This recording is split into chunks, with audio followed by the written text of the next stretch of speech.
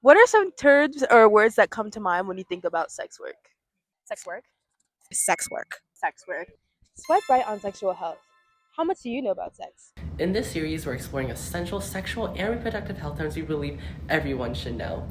From chemsex and U equals U to the orgasm gap, consent, and many more, our goal is to provide reliable, evidence-based information about sexual health for young people everywhere. Today we're asking USC students how much they know about sex. What are some terms or words that come to mind when you think about sex work? When I think about sex work, Yeah. I guess some terms that come to mind are what, like escort. Like being paid, like money, I guess. A job, hard work, stigmatized.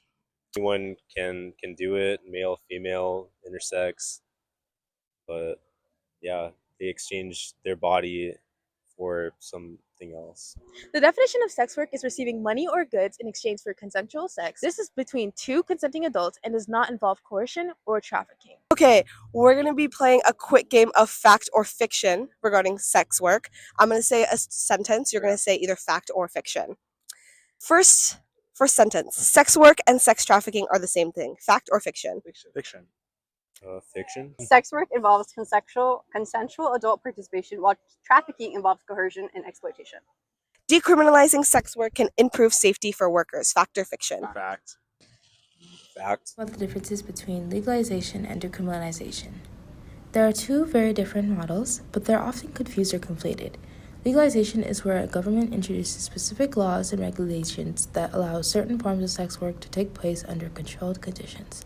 Under legalization, sex workers may be required to register with the government, meet licensing requirements, and adhere to restrictive and often discriminatory zoning and location requirements, all impacting their privacy and bodily autonomy.